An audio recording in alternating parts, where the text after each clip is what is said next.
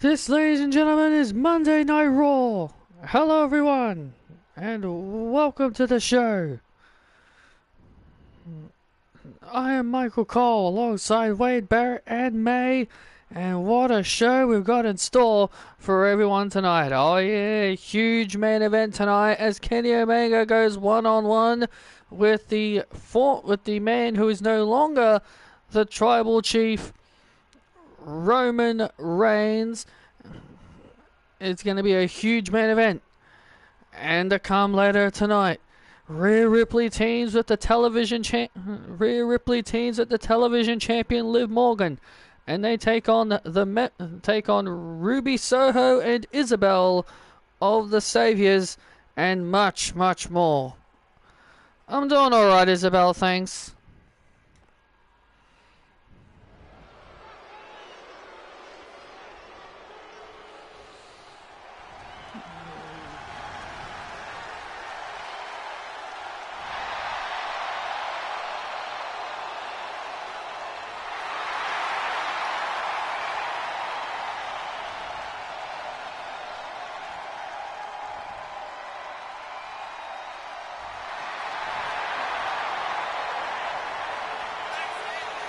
And here comes Tyler Bate.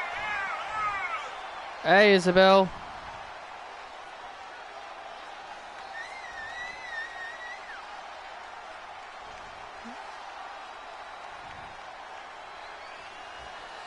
Tyler Bate making his way to the ring. He said he wanted an opportunity to go to WrestleMania to face off against Bobby Lashley for the Intercontinental title, but in order for him to do that, he has got to beat Montez Ford first. But it's not going to be an easy task. I'm just going to straight up say it. It's not going to be an easy task for Tyler Bate to achieve this goal. Well, anything is possible, Wade. Anything is possible.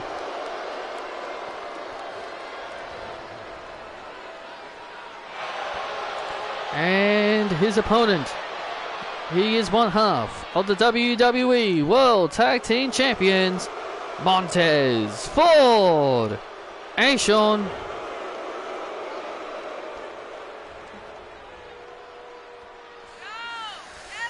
Montez Ford makes his way to the ring, or I guess you could say dancing his way to the ring, not taking this whole thing seriously. Well, if there's one thing Montez Ford is good at, and that is being a megastar. He is an incredible athlete. Bobby Lashley has look at what Bobby Lashley has done. Bobby Lashley has made this man a champion once again. He has motivated him and Dawkins to become champions once again. Well, this is a big opportunity for Tyler Bate. This is a one-on-one match, and if Tyler Bate can defeat Montez Ford, he gets Bobby Lashley at WrestleMania. And now into the cover on Bate, and a quick kick out at 2.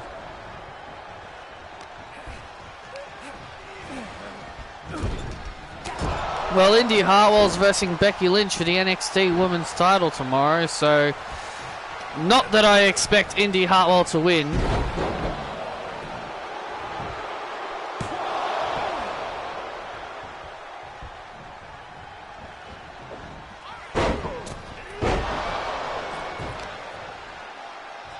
Montez Ford dives over the ropes, but unfortunately misses his man as Tyler Bate now goes for the arm.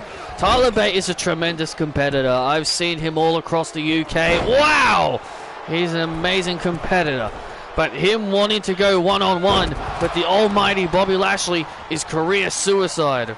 I think he's trying to make a name for himself, Wade. I think that's the important thing now that you're a part of the main roster. Tyler Bate, oh, look at this! Oh, man! He left NXT.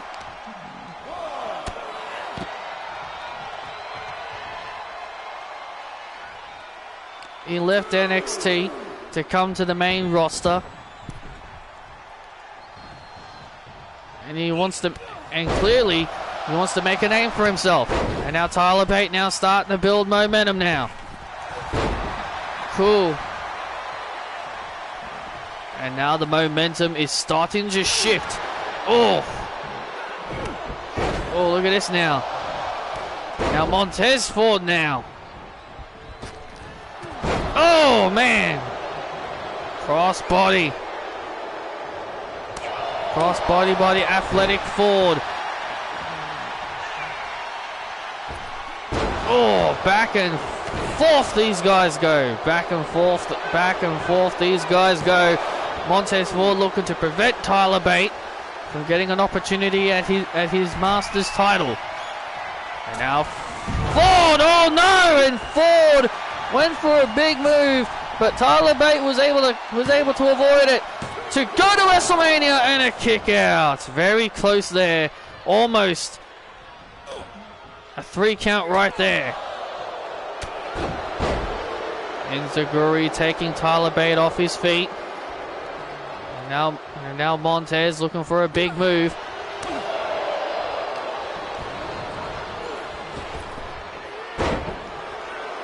Arm drag by Montez Ford, and now Montez Ford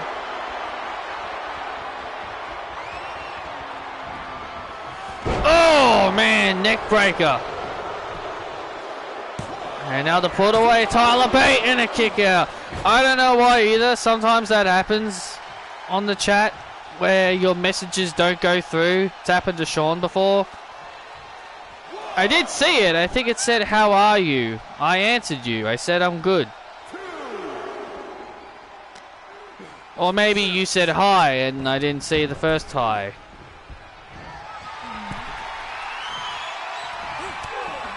But regardless, it's happened before. I don't know why. Montez was looking for from the heavens. Oh, wait a second. Tyler Bate has Montez Ford, and he plants him with the Tyler driver. Bate's going to WrestleMania. I can't believe this. Tyler Bate is going to WrestleMania. Tyler Bate will have an opportunity of a lifetime against Bobby Lashley for the Intercontinental Championship. This is a big opportunity for Tyler Bate to make a name for himself upon his arrival here on the main roster. And I don't think Bobby Lashley is going to be too happy about this. Absolutely not.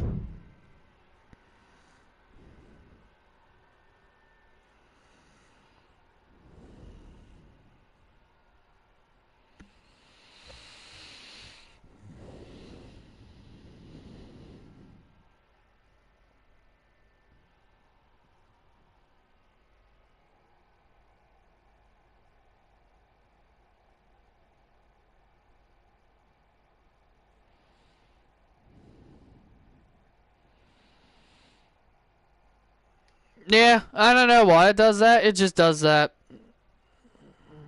It's happened to Sean many a times before. And possibly Michael and other people that have messaged.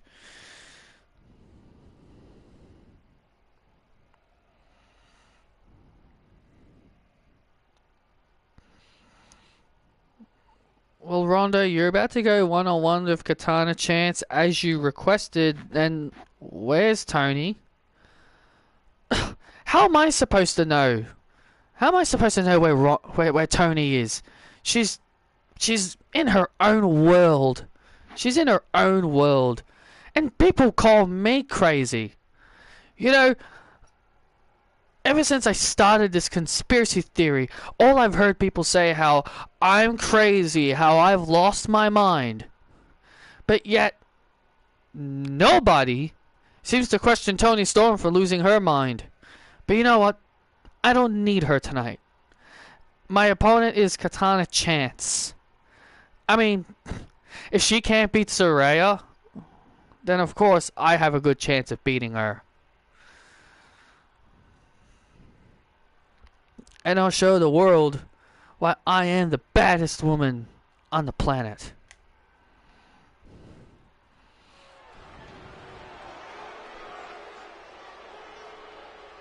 5, 4, 3, 2, 1. Here comes Katana Chance, ready for action here on Raw.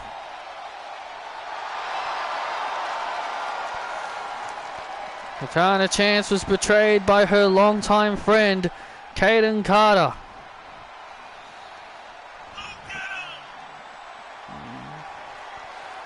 Yeah, all right, Isabel.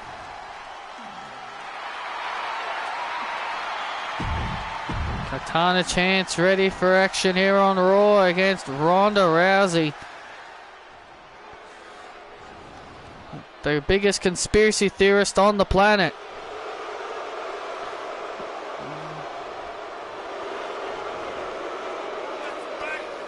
Well, Ronda Rousey's little partnership with Toni Storm has not been going very well because Toni Storm's been acting all weirdly about it. Yeah, like I tried talking to Toni before and she kept talking about how she's timeless and how everybody needs to respect her. Like, she's gone completely nuts, Toni Storm. She's so weird now. I have no idea what's gotten into her. Ever since losing that television championship, she's definitely become a completely different person than we remembered in the past, that's for sure. Oh, okay. And Katana Chance now. Katana Chance will be looking for a huge victory. Oh, here on Raw. We know her former best friend, oh man, Kaden Carter would be lurking around somewhere, and now into the cover on Chance and a kick out at 2.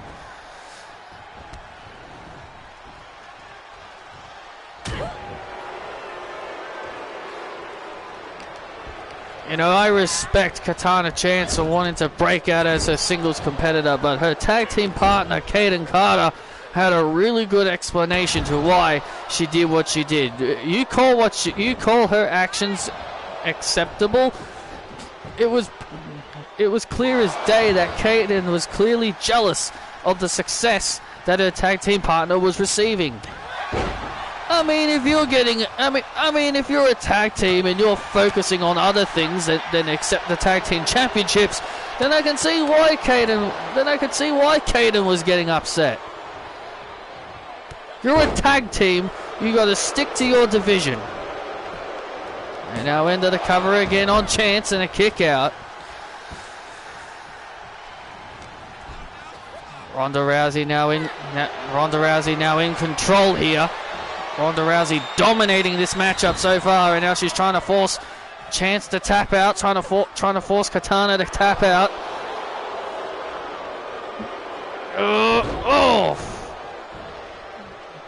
Katana fights out of the situation. And now Katana Chance picking up steam.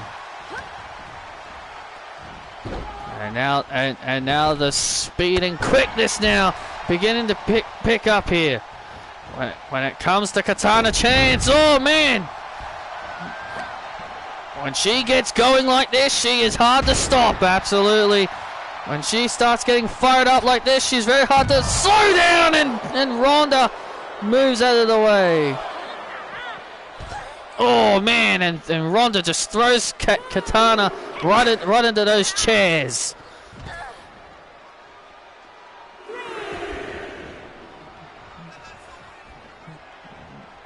Ronda Rousey getting very frustrated, throwing Katana around, trying to gain some kind of momentum.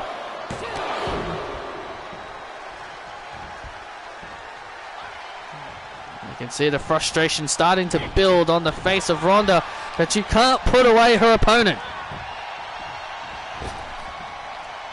And Chance now. And now into the cover and a kick out. Ronda Rousey gets the shoulders up just in time as Katana Chance now looks to try and put Rousey away. Oh, neck breaker. And now a neck breaker. And now Oh, Katana again. Whoa, nice athleticism. The incredible athleticism of Katana Chance is really starting to show itself here. And oh, Rousey might have bitten off more than she could ask for here.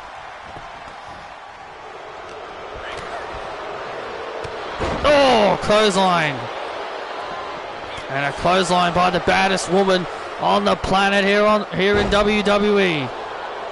And now Ronda picks the leg of Katana Chance. Oh, the baddest slam that could do it to put away Katana Chance. Oh, and a kick out again. And Ronda is now completely furious. Ronda cannot believe it. That was three. It was two. Ronda screaming at the official, cannot believe Katana actually kicked out. Well, she better believe it. I'm doing all right. Yeah, well, she better believe it. This Katana Chance ain't gonna go down without a fight. Oh, head scissors into a DDT.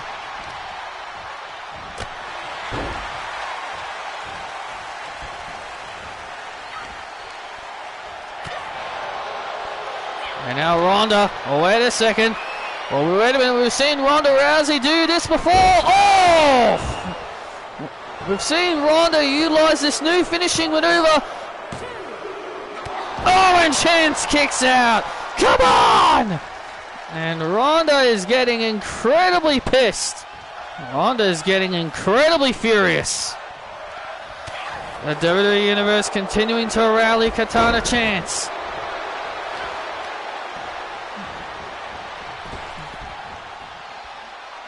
Oh, flat, and oh man, incredible athleticism once again.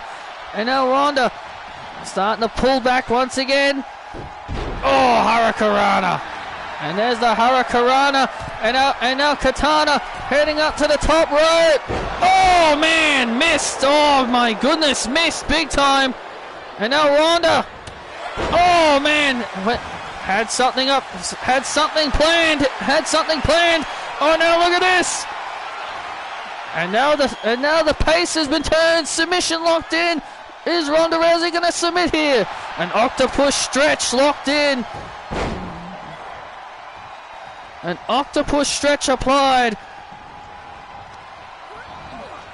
This has been quite the bit of a hell of a match.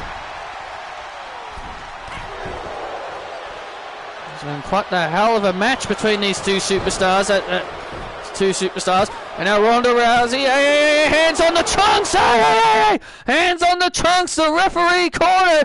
Get your hands off the tights. Well, I didn't touch her. Get your hands off the tights. And the referee not allowing Ronda Rousey to cheat, and Ronda Rousey's furious. The referee saw Ronda trying to put her hands on the rope, trying to put her hands on Katana's pants.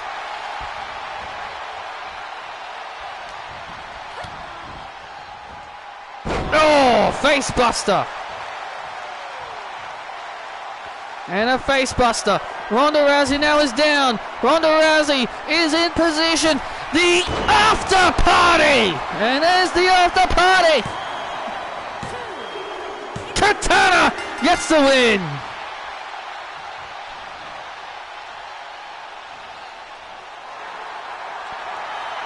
And Katana Chance gets the victory here on Raw over Ronda Rousey.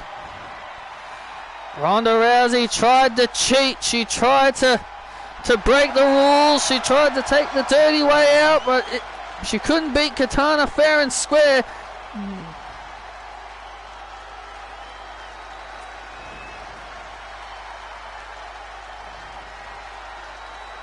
She tried to cheat, she tried to take the dirty way out, and it didn't work out. And ultimately, Katana Chance takes home the win.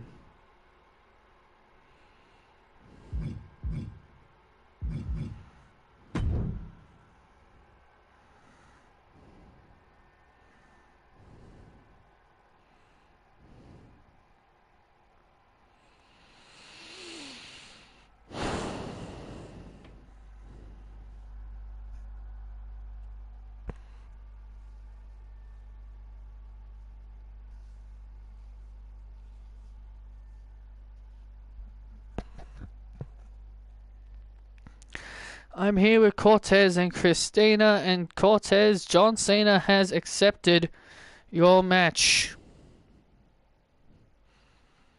Has accepted your match at WrestleMania, but it sounded like he had some pretty big choice words to you. Is there anything you gotta respond to? Want me to talk for you? Look, Jackie, John Cena was very, very rude to Cortez. All he wanted was a match with him. And then he goes around saying that he's Baron Corbin 2.0, that nobody cares about him. Oh, people like me more than him. You know, I couldn't care less if people like me. As far as I'm concerned, I'll make sure that, you know, all the people that like me, I'd make sure they would hate me, if that was the case. John will soon understand what happens when you mess with Cortez. This man is a former 2-time NXT champion. John will get annihilated. Cortez has all this pent-up anger and frustration, and he's going to unleash it tonight on Raw. He's going to unleash it tonight on his opponent, and more importantly, he's going to send a message to John. And after WrestleMania,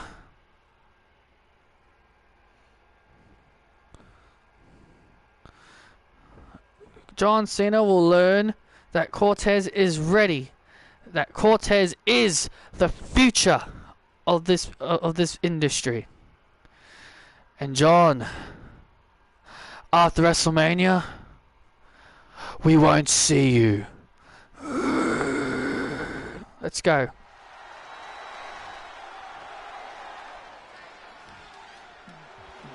Cortez and Christina clearly sending a big message to John Cena. Yeah, we'll be seeing Cortez in action later tonight, but it's time for the LWO. You got the new Mario game? I'm considered getting it, so I could probably, you know, I might get it, so I might go on Instagram and stream it on Instagram so I can put it on my channel.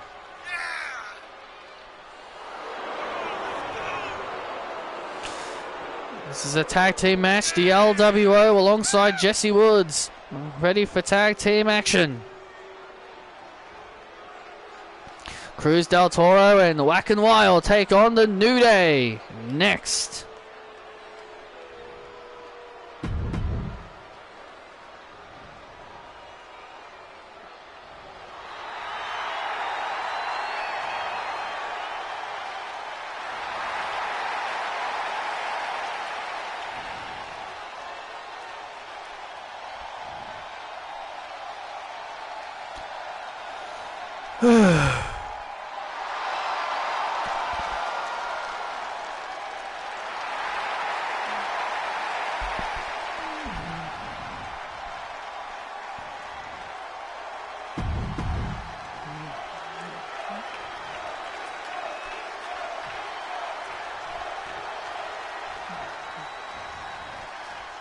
And we are back live here on Monday Night Raw, and here we go.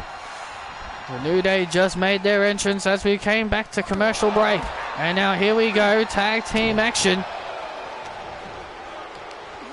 Let's make a Dragon Ball series where the characters are kids. Fans will love it. No, they won't. I know, it's so dumb. Yeah, for those who didn't see my video, I made a video about the new Dragon Ball anime series that's coming next year, and they've basically turned Goku and all the other characters into kids. Even Vegeta, Chi-Chi, Bulma, Piccolo, Gohan, every single main character you can think of. Even the Supreme Kai himself. Even the Supreme Kai himself is a kid now. It's so silly. It's so silly that they've made everyone kids. No, people wanted to see part 2 of Dragon Ball Super. Kid Beerus would be pretty powerful though. Yeah, exactly. Yeah, you want to see a young Cat Beerus?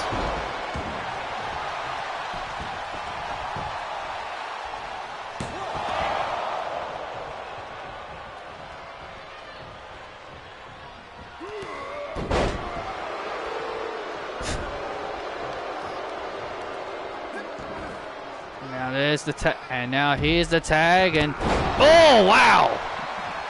Whack and Wild had something in mind, but Xavier Woods with a nice kick to the face to take down Wild.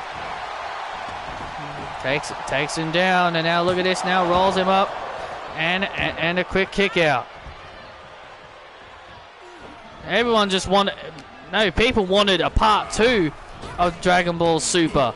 People wanted to see Moro and the granola stuff and Black Frieza. That's what people wanted to see.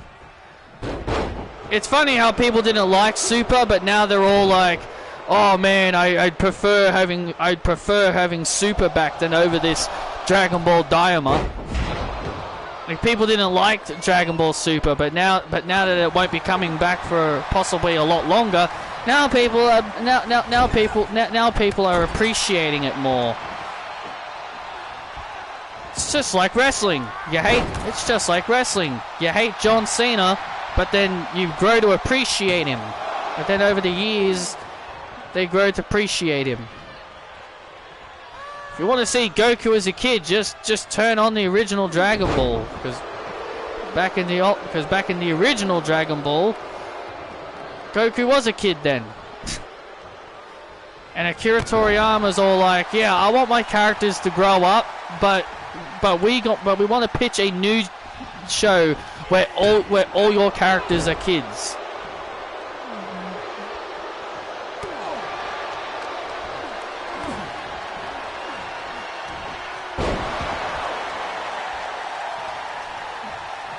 Akira Toriyama is the person that was the genius behind the Dragon Ball anime, and yet he's just okaying these guys, whoever's making the new show, and he's okaying them to basically turn his characters into kids.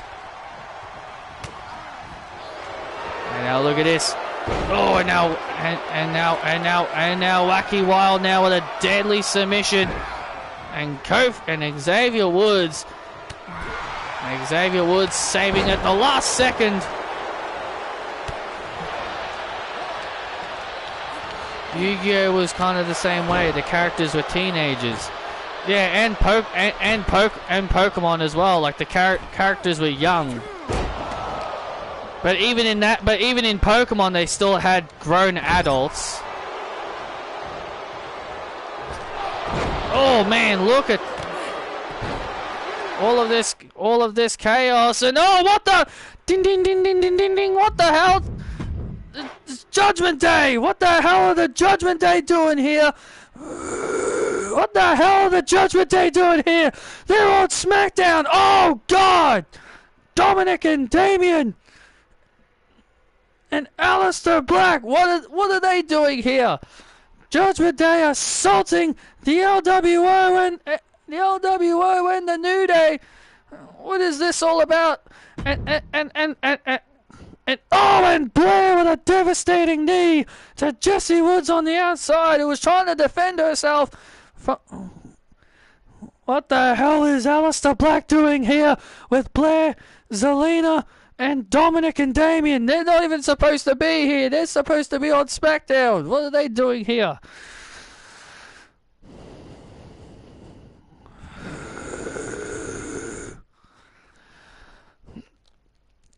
Ladies and gentlemen, you will all rise for the new Judgment Day.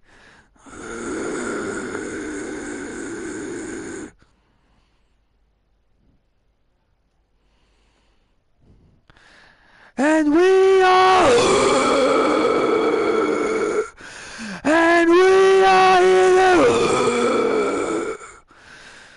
here to take over WWE.